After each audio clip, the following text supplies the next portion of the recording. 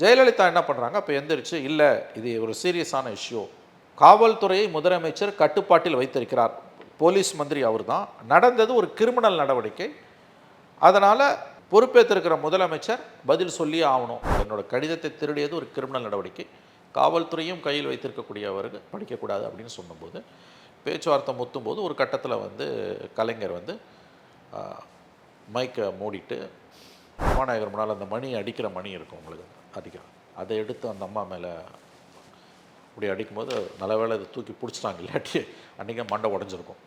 இது இப்படியே இருக்கும்போது எதிர் வரிசையில் 4வது வரிசையில் மூப்பனாருக்கு எதிராக உட்காந்துருந்த துரைமுருகன் ஓடி வந்து ஜெயலலிதா சேலையை அந்த 1 மாத காலம் அதுக்கு பிறகு அவரை கை கொடுத்து, தலைவா சூப்பர் காரியம் பண்ண தலைவா, இந்த கை தானே தூக்கில் உறிஞ்சுதுன்னு அப்படியே அந்த கையை பிடிச்சி உச்சி மோந்த காட்சிகளெல்லாம் நாங்கள் பார்த்துருக்கிறோம்னு அன்றைக்கு இருந்த செய்தியாளர்கள் சொல்லியிருக்காங்க. ஏன்னா அன்னைக்கு சபையில் நடந்தது, ஜெயலலிதாவுக்கு நடந்தது வந்து அட்டுழியம், பெரிய அவமானம்.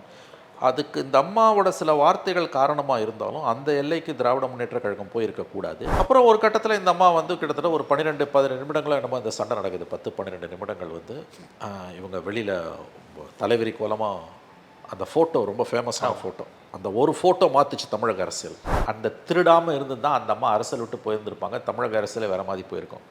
இவங்க அந்த கடிதத்தை அதில் ஒரு வியூ என்னென்னா, அந்த கடிதம் அப்படி எழுதப்பட்டிருக்கு அப்படின்ற தகவலை உளவுத்துறைக்கு சொன்னது திருநாவுக்கரசு போட்டி அதிமுகன்னு ஒன்று ஆரம்பித்தார் 96.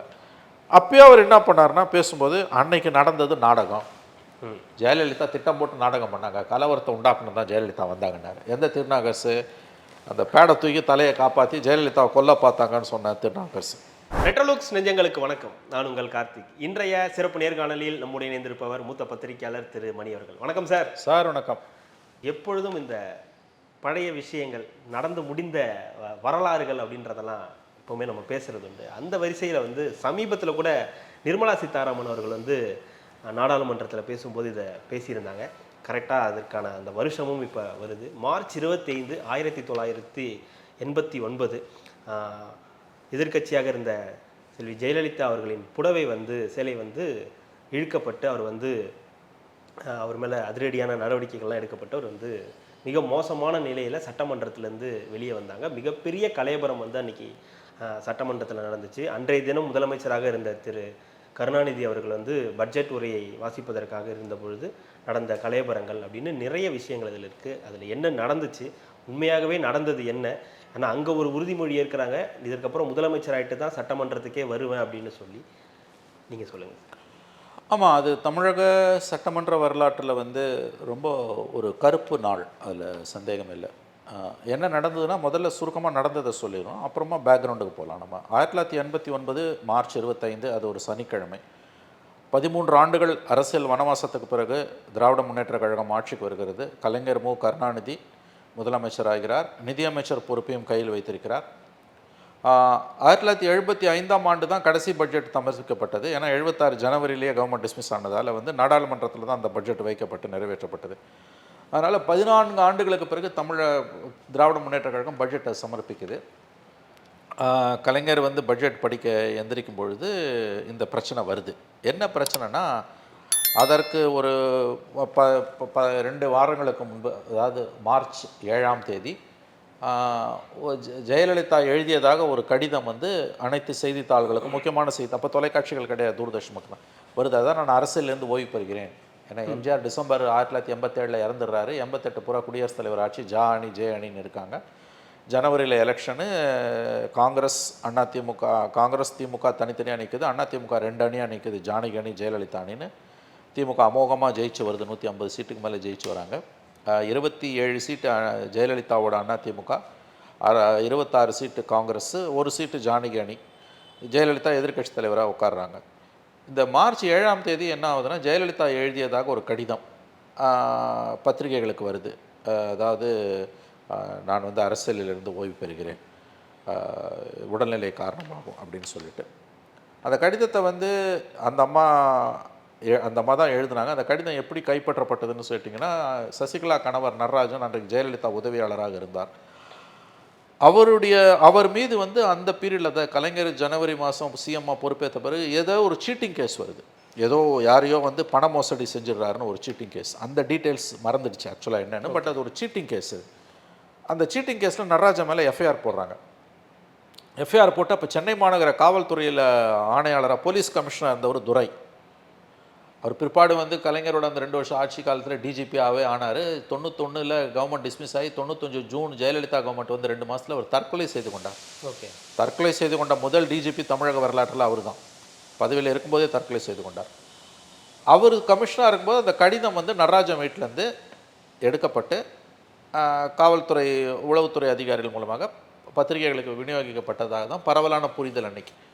இது ஜெயலலிதாவுக்கு மிகுந்த கோபத்தை ஏற்படுத்துது. அதனால் அன்றைக்கி காலையில் 9 மணிக்கு பட்ஜெட் படிக்க கலைஞர் எந்திரிக்கும் போது அந்த அம்மா என்ன பண்ணுறாங்க, எதிர சீட்டு.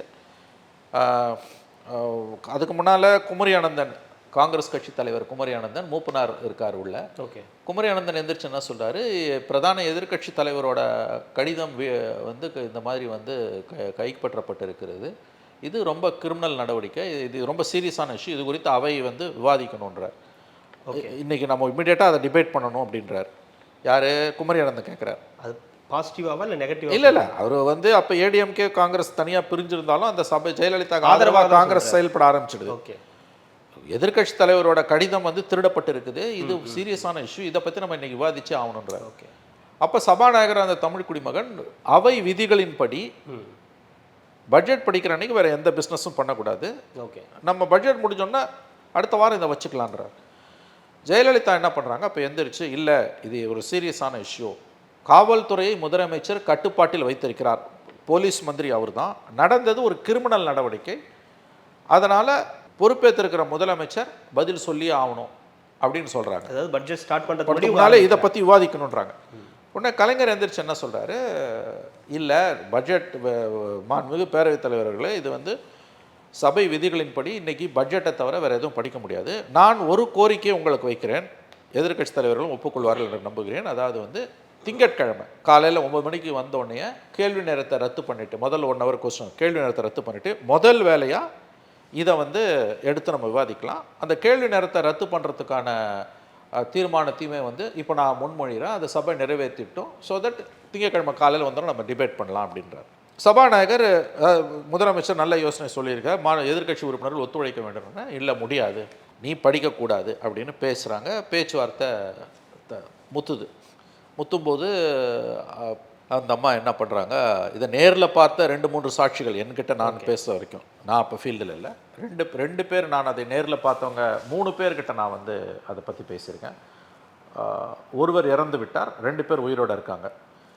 ஒருவர் மோகன்ராஜ்னு மாலை முரசில் செய்தியாளராக இருந்தவர், அவர் வந்து இதை நேரில் பார்த்தவர். இப்போ நான் சொல்ல போகிற விஷயத்த அவங்க அத்தனை பேரும் கன்ஃபார்ம் பண்ணுறாங்க. அவர் வந்து ஆமாம் இவங்க இதை சொன்னாங்க அப்படின்னாரு. இது சொல்ல போகிற வார்த்தைகளை. 2வது நம்முடைய துரை கருணா, ஓகே, நம்முடைய பேட்டி கொடுப்பார் எல்லாருக்கும், இதை பற்றி அவர் நிறையா பேசுகிறார், அவர் நேரில் பேசினது. 3வது வந்து இந்தியன் எக்ஸ்பிரஸில் அன்றைக்கு செய்தியாளராக இருந்த அருண் என்கின்ற ஒருவர், அவர் இன்றைக்கி வயதாகி விட்டது, அவர் டீச்சிங்க்கு போயிட்டார். இவங்க 3 பேரும் சொன்ன விஷயம் என்னென்னா, ஜெயலலிதா அவர்களை வந்து இந்த மாதிரி நீங்கள் வந்து கிரிமினல் நடவடிக்கை, இது வந்து என்னோட கடிதத்தை திருடியது ஒரு கிரிமினல் நடவடிக்கை, காவல்துறையும் கையில் வைத்திருக்கக்கூடியவர்கள் படிக்கக்கூடாது அப்படின்னு சொன்னபோது, பேச்சுவார்த்தை முத்தும்போது ஒரு கட்டத்தில் வந்து கலைஞர் வந்து மைக்கை மூடிட்டு மாத்திரையை எடுத்து போட்டு தண்ணி குடிச்சிட்டு ஒரு ரொம்ப கேவலமான ஒரு வார்த்தையை பயன்படுத்துகிறார் ஜெயலலிதாவை பார்த்து. அது உண்மைதான், அது உண்மை. அது மைக்கை க்ளோஸ் பண்ணிவிட்டு அவர் பேசுகிறார். சரி, இது வந்து ஒரு 3 செய்தியாளர்களிடம் கன்ஃபார்ம் பண்ணது தனிப்பட்ட முறையில். மைக்கை மூடிட்டு அவர் வந்து இந்த டேஷ்ன்ற வார்த்தையை, பரவலாக எல்லாரும் பேசக்கூடிய வார்த்தை உங்களுக்கு தெரியும், அதை சொல்கிறார். உடனே இந்த அம்மா என்ன பண்ணுறாங்க, ப்ரொவோக் ஆகி வேண்டும் வேண்டும் நியாயம் வேண்டும், வேண்டும் வேண்டும் நியாயம் வேண்டும் இந்த அம்மா கத்துறாங்க. ஏன்னா மைக் 2 பேருக்கும் ஒரே மாதிரியான மைக்கு, மற்ற மைக்கெல்லாம் ஸ்பீக்கர் ஆன் பண்ணால் தான் மற்றவங்களுக்கு கிடைக்கும், வேறு எதிர்க்கட்சி தலைவருக்கும் முதலமைச்சருக்கும் 24 ஹவர்ஸ் அவை இருக்கும்போதெல்லாம் ஆனில் தான். நியாயம் வேண்டும் நியாயம் வேண்டும்னு சொல்லும் பொழுது கலைஞர் இன்னும் கோவப்பட்டு, நியாயம் வேண்டுமா போய் ஜெய்சங்கர்கிட்டையும் சோபன் பாபுகிட்டையும் கேளுன்றார். அவ்வளோதான். இதுக்கு பிறகு வந்து இந்த அம்மா வந்து இவங்களும் கோவப்பட்டு பேசுகிறாங்க, அவரும் கோவப்பட்டு கத்துறாரு.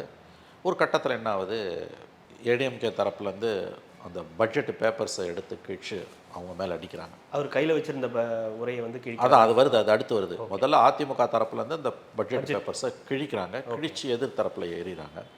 உடனே தலைவரை சொல்லிட்டாங்களே அப்படின்னு பார்த்து டிஆர் பாலு மாடையிலேருந்து பார்த்துக்கிட்டு இருக்கார், அந்த பார்வையாளர் மாடத்துலேருந்து. அவர் அங்கேருந்து கத்துறா, டேய் தலைவரை பற்றி டேஷ் இப்படிலாம் பேசுகிறா, பார்த்துட்டு இருக்கீங்களேடானோன்னா ஃப்ரீ ஃபார் ஆல். உடனே மந்திரிங்க பாஞ்சு வராங்க. இப்போ மந்திரியாக இருக்கக்கூடிய சில பேர் தாவி தாவி ஓடி வராங்க, வந்து ஜெயலலிதாவை ஃபிசிக்கலாகவே அடிக்கிறாங்க, முடியை பிடிச்சி இழுக்கிறாங்க. அப்போ வந்து கேகேஎஸ்எஸ்ஆரும் திருநாவுக்கரசும் ஜெயலலிதா அணியில் இருக்காங்க. அதிமுக அதாவது இப்போ திமுக இருக்கிற கேகேஎஸ்எஸ்ஆர் அப்போ அதிமுகவில் இருக்கார். அவங்க 2 பேரும் என்ன பண்ணுறாங்க, அந்த சபாநாயகர் எதிரில் இருக்கக்கூடிய அந்த ஒரு பெரிய அந்த பேடு இருக்கும், அதை எடுத்து வச்சு அந்த அம்மா தலையை அப்படி மறைச்சிக்கிறாங்க. அவங்க வந்து ஒரு பொன்முத்துராமலிங்கம் வந்து இறந்து போயிட்டார். அவர் ஓடி வந்து சபாநாயகர் முன்னால் அந்த மணி அடிக்கிற மணி இருக்கும் உங்களுக்கு அடிக்கும், அதை எடுத்து அந்த அம்மா மேலே அப்படி அடிக்கும்போது நல்ல வேளை அதை தூக்கி பிடிச்சிட்டாங்க, இல்லாட்டி அன்றைக்கே மண்டை உடஞ்சிருக்கும். இது இப்படியே இருக்கும்போது எதிர் வரிசையில் 4வது வரிசையில் மூப்பனாருக்கு எதிராக உட்காந்துருந்த துரைமுருகன் ஓடி வந்து ஜெயலலிதா சேலையை பிடிச்சி எடுத்து முடியை பிடிச்சி வைக்கும்போது, தம்பி பண்ணாதீங்க பண்ணாதீங்க அப்படின்றாரு. யார் இவர் மூப்பனார். உடனே மூப்பனாரையும் வசைப்பாடிக்கிறார்கள். வசைப்பாடினோடனே அதுக்கு பிறகு என்ன ஆகுதுன்னா, போயிடலாம் வாங்க நம்ம சபையை விட்டு போயிடலான்னு அதிமுக உறுப்பினர்கள் ஜெயலலிதா கிட்ட சொல்கிறாங்க. அந்த அம்மா நான் போக மாட்டேன்னு அங்கேயே நிற்கிறாங்க, முடியை பிடிச்சி போவாங்க ஃபிசிக்கலாக. அதாவது அந்த சம்பவத்தை நேரில் பார்த்த செய்தியாளர்களை நான் வந்து 91 92 காலகட்டத்தில் பேசும்போது அது வந்து ரொம்ப அதாவது வந்து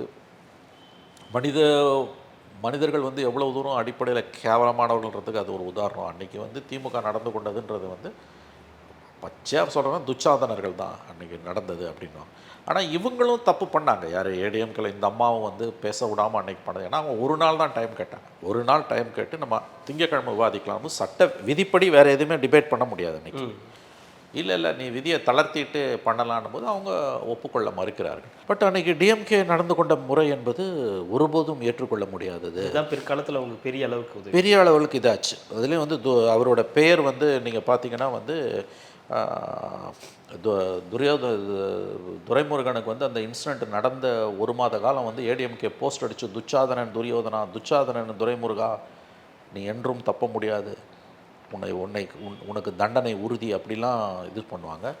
இன்னொரு விஷயமும் அங்கே நடந்தது. அங்கே இருக்கக்கூடிய அந்த செய்தியாளர்கள் சொன்னது வந்து அவங்க கட்சிக்காரங்களே வந்து அறிவாலயத்துக்குள்ளே இவர்கிட்ட துச்சாதனன் யார் இவர் நம்ம துரைமுருகன்கிட்ட, அதுக்கப்புறம் அந்த 1 மாத காலம் அதுக்கு பிறகு அவரை கை கொடுத்து, தலைவா சூப்பர் காரியம் பண்ண தலைவா, இந்த கை தானே தூக்கில் உறிஞ்சுதுன்னு அப்படியே அந்த கையை பிடிச்சி உச்சி மோந்த காட்சிகளெல்லாம் நாங்கள் பார்த்துருக்கிறோம்னு அன்றைக்கு இருந்த செய்தியாளர்கள் சொல்லியிருக்காங்க. ஏன்னா அன்னைக்கு சபையில் நடந்தது, ஜெயலலிதாவுக்கு நடந்தது வந்து அட்டுழியம், பெரிய அவமானம். அதுக்கு இந்த அம்மாவோட சில வார்த்தைகள் காரணமாக இருந்தாலும் அந்த எல்லைக்கு திராவிட முன்னேற்ற கழகம் போயிருக்கக்கூடாது. அது என்னாச்சு, இந்த அம்மா மேலே தாக்குதல் நடக்கும்போது இவங்க என்ன பண்ணாங்க, பட்ஜெட்டு பேப்பர்ஸ்லாம் தூக்கி கலைஞர் மேலே அடித்தாங்க. இல்லை அவரும் தாக்கப்பட்டார் இல்லையா, கர்நாடகா அவருடைய கண்ணாடி கீழே விழுந்தது. அப்போ தான் அதிகமாச்சு. ஓகே, அதாவது இந்த அடிதடி நடக்குது, பேச்சுவார்த்தையிலே போயிட்டுருக்குது, பேப்பரை பிடிச்சி எறிகிறாங்க. இவர் கலைஞர் வந்து நீ போய் சோபன் பாபுக்கிட்டையும் ஜெய்சங்கர்கிட்டையும் கேளுன்னார்ல, அது எவ்வளோ பெரிய வார்த்தை. குரலோவியம் எழுதிய கலைஞருக்கு ஒன்று தெரியும், தீயினால் சுட்டப்புண் உள்ளாரும் ஆறாதே நாவினால் சுட்ட வடு. புக்கை எடுத்து கலைஞர் மேலே அடித்து கண்ணாடி கீழே விழுந்தது பார்த்து பொங்கி எழக்கூடிய திமுககாரர்களுக்கு நீ போய் சோபன் பாபுக்கிட்டையும் ஜெய்சங்கர்கிட்டையும் கேளுனியா, அது எவ்வளோ கேவலமான வார்த்தை. கலைஞர் மேலே புக்கு விழுந்ததை விட 100 மடங்கு கேவலமான தாக்குதல் அது. ஸ்டெப் பை ஸ்டெப் நடந்ததை சொல்கிறாங்க. அப்புறம் ஒரு கட்டத்தில் இந்த அம்மா வந்து கிட்டத்தட்ட ஒரு 12-15 நிமிடங்களும் என்னமோ இந்த சண்டை நடக்குது. 10-12 நிமிடங்கள் வந்து இவங்க வெளியில் தலைவிரி கோலமாக அந்த ஃபோட்டோ ரொம்ப ஃபேமஸான ஃபோட்டோ, அந்த ஒரு ஃபோட்டோ மாற்றுச்சு தமிழக அரசியல். அதாவது சொல்லல, 10,000 வார்த்தைகளை நீ எழுதுகிற கட்டுரையை விட ஒரு புகைப்படம் அல்லது 10 நிமிஷம் விஷுவல் வந்து வரலாறையே புரட்டி போட்டுரும். அந்த மாதிரி வியட்நாமில் யுத்தத்தில் வந்து நேப்பாம் பாம் போட்டு ஒரு 10 வயது சிறுமி நிர்வாணமாக ஓடி வர அந்த ஒரு புகைப்படம் அமெரிக்கன் பப்ளிக் ஒப்பீனியனே அன்றைய அமெரிக்க அரசுக்கு எதிராக மாற்றி வியட்நாம்லேருந்து புறமுதுகிட்டு ஓட வைத்தது அமெரிக்கர்கள். ஸோ ஜெயலலிதா என்ன பண்ணாங்க, அன்னைக்கு தலைவிரி கோலமாக வெளியில் ஓடி வராங்க. செய்தியாளர்கள் அங்கே சந்திக்கல, வெளியில் ஓடி வராங்க. அவங்க காரில் ஏறி, அப்போ போலீஸ் பாதுகாப்புலாம் கிடையாது, காரில் ஏறி ராஜ்பவனுக்கு போகிறாங்க. கவர்னரை பார்க்கறதுக்கு. ஓகே. இப்போ கவர்னர் வந்து டாக்டர் பிசி அலெக்சாண்டர், அவர் தான் குடியரசுத் தலைவர் ஆட்சி 88 பூரா கவர்னராக இருந்தவர்.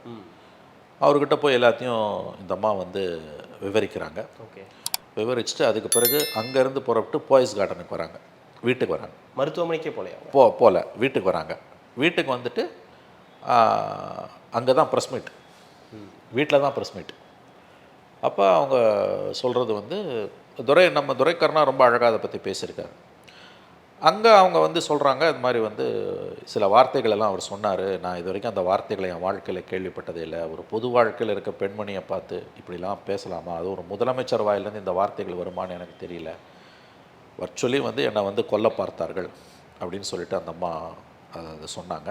அப்போ தான் அந்த ஃபோட்டோலாம் எடுத்தது. அது வந்து அந்த ப்ரெஸ் மீட் முடிஞ்ச 10 நிமிஷம் பொறுத்து அன்றைக்கி இந்தியன் எக்ஸ்பிரஸ் ஃபோட்டோகிராஃபராக இருந்த சிவராமன்றவர் லேட்டாக வந்தார்.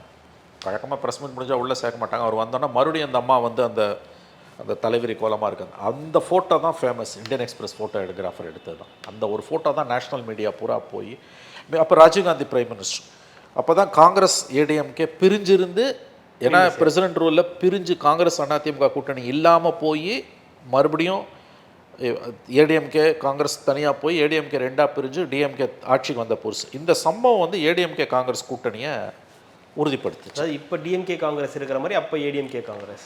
எஸ், அந்த கூட்டணி வந்து ஏடிஎம்கே காங்கிரஸ் கூட்டணி மட்டும் தொடரும் பட்சத்தில் தமிழ்நாட்டில் வந்து ஜென்மத்துக்கும் திமுக ஆட்சிக்கு வர முடியாது. இன்னும் சொன்னப்போனால் அது ஒரு இயல்பான கூட்டணி அது. அப்போது ஆமாம், அப்போ 84, அதன் பிறகு 89, அதன் பிறகு 91, 3 ஆட்சி காலங்கள்.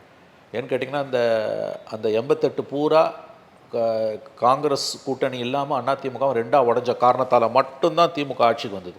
இல்லாட்டி அது வந்தே இருக்காது. ஏன்னா அதுலேயும் அதிமுக ஒன்றா இருந்தால் கூட வந்திருக்காது. ரெட்டை இலையை வந்து பிரித்து முடக்கி ஜெயலலிதாவுக்கு சேவல், அதிமுக ஜானகமாக ரெட்டப்புறா ஆட்சி ஜனவரியில் வருது.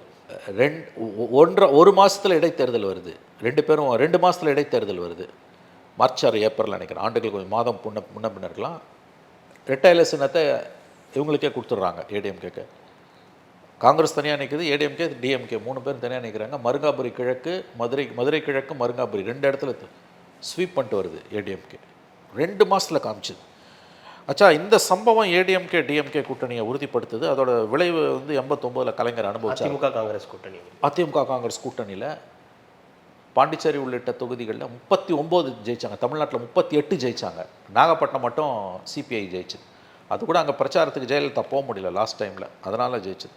ஸோ இந்த சம்பவம் வந்து உங்களுக்கு வந்து இது ரொம்ப, அதாவது வந்து இது வந்து ரொம்ப, அதாவது ரொம்ப அவலமான தமிழக அரசியல் கரும் பக்கம்.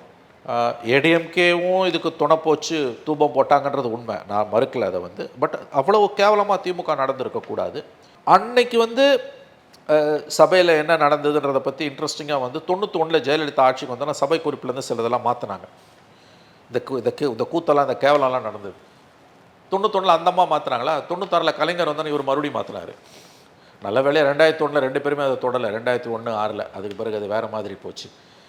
இந்த சம்பவம் வந்து என்னன்னு கேட்டிங்கன்னா, இந்த அம்மா அரசியலை விட்டு விலகிறேன்றது அந்த உள்ள அந்த எண்ணம் வந்து ஒரு கம்பல்ஷனில் தான் அந்த அம்மா அரசியலுக்கு வந்தாங்கிறதுக்கு அது ஒரு சரியான ஒரு உதாரணம். ஏன்னா எம்ஜிஆர் அவர்கள் வந்து 80 திரும்ப ஆட்சிக்கு வந்தப்போ 82 ஜெயலலிதாவை மறுபடியும் கொள்கை பரப்பு செயலாளராக கொண்டு வந்ததுலேருந்து ஒரு நிர்பந்தத்தால் வந்த அரசியல்வாதியாகத்தான் அவர் இருந்தார். ஒரு அக்ரஸிவான பாலிட்டிக்ஸாக அவங்க எந்த காலத்துலையுமே இருந்தது கிடையாது. பட் ஒரு கட்டத்துக்கு மேலே அவங்கள திமுக கொடுத்த தொல்லைகள், இம்சைகள், திமுகவால் ஜெயலலிதா இழைக்கப்பட்ட அவமானங்கள், இது வந்து அவங்கள வந்து ஒரு வைராகியத்தில் தள்ளி எப்படியாவது போராடி தான் ஆகணுன்ற கட்டத்துக்கு கொண்டு போகுது. இப்போ அந்த சம்பவம் மட்டும், அந்த கடிதத்தை திமுக போலீஸ் கமிஷனரை வச்சு எடுத்தது திமுக தான் எடுத்தது. அந்த கடிதத்தை எடுத்து இவங்க ஸ்மெல் பண்ணிட்டாங்க. யார், உளவுத்துறையை வச்சு ஸ்மெல் பண்ணிட்டாங்க. அங்கே உள்ளுக்குள்ளே ஜெயலலிதாவுக்கு கலைஞர் ஆட்சிக்கு வந்தோடனே அரசியலை கண்டினியூ பண்ணுறதுல விருப்பம் இல்லை, விலகிறதுன்னு முடிவு பண்ணிட்டாங்கன்னு இவங்க கண்டுபிடிச்சிட்டாங்க. விட்டுருந்தா விலகிருப்பாங்க. அதைத்தான் சொல்ல வரேன். அந்த திருடாமல் இருந்து தான் அந்த அம்மா அரசியல் விட்டு போயிருந்திருப்பாங்க. தமிழக அரசியலே வேறு மாதிரி போயிருக்கும். இவங்க அந்த கடிதத்தை, அதில் ஒரு வியூ என்னென்னா, அந்த கடிதம் அப்படி எழுதப்பட்டிருக்கு அப்படின்ற தகவலை உளவுத்துறைக்கு சொன்னது நடராஜன் தான், டபுள் கேம் நடராஜன் தான், சசிகலாவை புருஷன் நடராஜன் தான்ன்றது அன்றைக்கே சொல்லப்பட்டது. ஏன்னா இல்லாட்டி எப்படி தெரியும்? அதில் அந்த இல்லாட்டி வந்து ஒரு சீட்டிங் கேஸில் ஒரு விஐபி வீட்டிலலாம் ரெய்டே பண்ண மாட்டாங்க. ஒரு எதிர்கட்சி தலைவர் அன்னைக்கே நடராஜன் ஒரு விஐபி ஸ்டேட்டஸ். ஏன்னா சசிகலாவோட செல்வாக்கு அந்த அளவுக்கு. எதிர்கட்சி தலைவரோட உதவியாளர். அவர் வீட்டுக்கெல்லாம் ஒரு சாதாரண சீட்டிங் கேஸ்லலாம் போகாது போலீஸ். எப்படி போகுதுன்னா அதுவே ஒரு அலிபி. அவர் எடுத்து கொடுத்தா வேறு மாதிரி லீக் ஆனால் அவர் தான் கொடுத்தாருன்னு தெரியும்ட்டு அந்த கடிதம் வந்து வெளியில் வந்ததுக்கு காரணமே நடராஜன் தான். இந்த சீட்டிங் கேஸுன்ற அலிபியை வச்சு உள்ளே போனாங்க.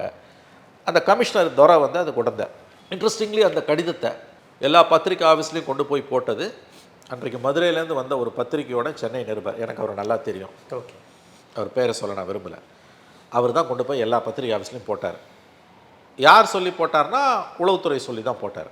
இந்த சம்பவம் நடந்து எல்லா பத்திரிகை ஆஃபீஸுக்கும் அது போய் போடுது. காலையில் எல்லா பேப்பர்லேயும் ஃப்ளாஷ் ஆகுது. ஜெயலலிதா ரொம்ப கோபமாயிட்டாங்க. நீங்கள் சொன்ன மாதிரி அந்த கடிதத்தை திருடாமல் இருந்திருந்தா அது ஆட்டோமேட்டிக்காக அவங்களே கொண்டு வந்து சபாநாயகர், அது சபாநாயகருக்கு எழுதின கடிதம். ஓகே. அந்த கடிதத்தை அவங்க யாருக்கு எழுதுனாங்கன்னா, நான் அரசியலேருந்து விலகிறேன் என்னுடைய உடல்நிலை காரணமாகன்னு தமிழ் குடிமகனுக்கு எழுதின கடிதம். அவருக்கும் இந்த கடிதம் போகுது, ப்ளஸ் பத்திரிகை ஆஃபீஸுக்கும் போடுது.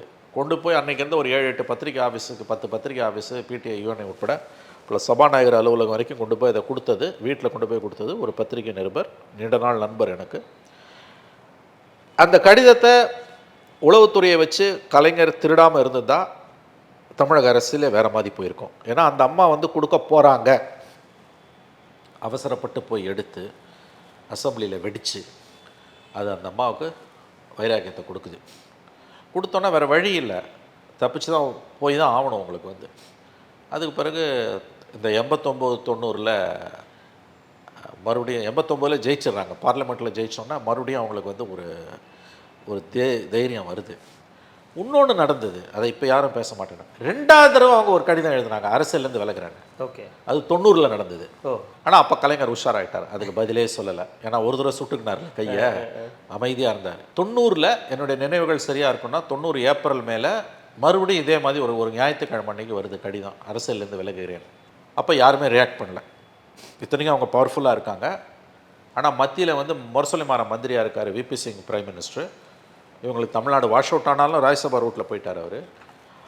இந்த அம்மா இந்த கடிதத்தை எழுதினோன்னே அதிமுக தொண்டர்கள் பெரிய அளவில் பாய்ஸ் கார்டன் முன்னால் ஆர்ப்பாட்டம், தீக்குளிப்பெல்லாம் நடந்தது.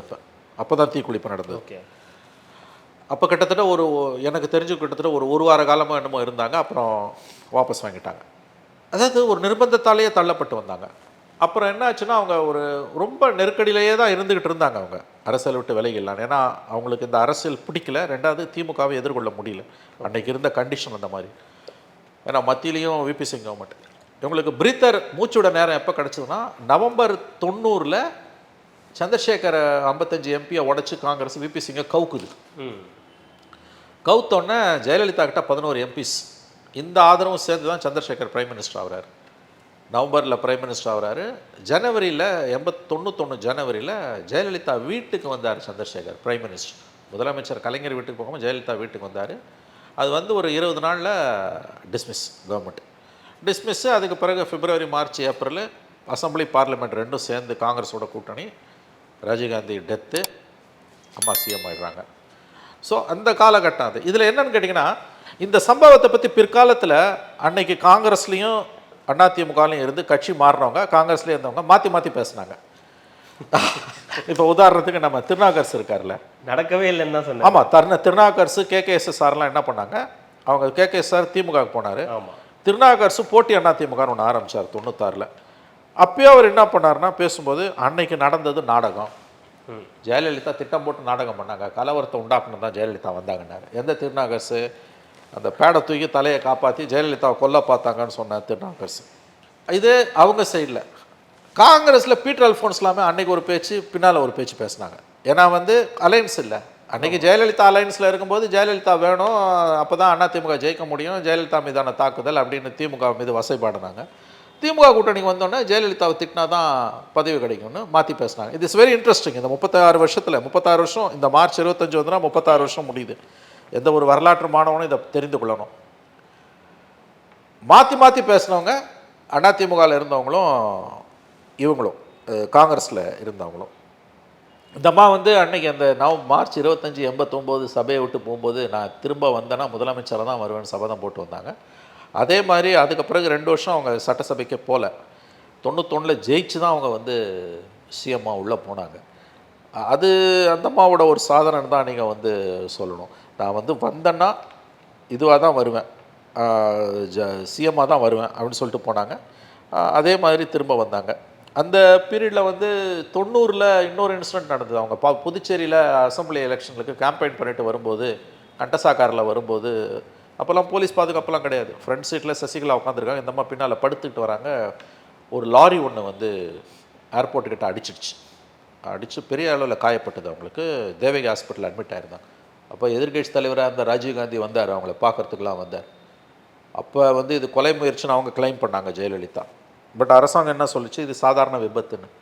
ஆனால் சாதாரண விபத்துன்னு சொன்ன அதே கலைஞர் அரசு வந்து அந்த லாரியில் விபத்தை ஏற்படுத்தின அந்த லாரி டிரைவரை கைது பண்ணிவிட்டு 4 நாள்ல என்னமோ பெயிலில் விட்டாங்க. இந்த கூத்தலாம் நடந்தது. அது அது விபத்தா அல்லது வந்து இதுவாக தெரியாது நமக்கு. இந்த சம்பவமும் நடந்தது. அப்போ தான் ஃபேமஸ் அந்த அம்மா வந்து மருத்துவமனையில் படுத்திருப்பாங்க, அந்த தலையில் காயப்பட்டுலாம் போட்டு. அப்போ வந்து அவங்கள ராஜீவ்காந்தி வந்து பார்ப்பார். பார்த்து அந்த விஷுவல்ஸ்லாம் கூட இருக்கு. அதே மாதிரி ஒரு சம்பவத்துக்காக அவங்க வந்து ஐ திங்க் 90 நினைக்கிறேன், வீட்டில் ஒரு 3 நாளோ 4 நாளோ உண்ணாவிரதம் இருந்தாங்க எதிர்க்கட்சி தலைவராக இருக்கும்போது. இன்ஃபேக்ட் நான் முதல்ல அவங்கள பார்த்தது அப்போ பத்திரிகையாளர் கிடையாது, சாரி அப்போ பகுதி நேர பத்திரிகையாளர். அந்த வீட்டில் போய் அவங்கள பார்த்து எல்லாம் தர்ம தரிசனம் சுற்றி வருவாங்க. அப்போ போய் அந்த அம்மாவை பார்க்குறது ஒரு 4 நாளாக என்னமோ அந்த அம்மா உண்ணாவிரதம் இருந்தாங்க போயஸ் கார்டனில். ஃபஸ்ட்டு உண்ணாவிரதம் அது 90. இப்போ நம்ம மறைந்த சிபிஐ தலைவர் தாப்பாண்டியன் தான் அவங்களுக்கு அந்த பழச்சாறு கொடுத்து அதை முடிச்சு வச்சார்.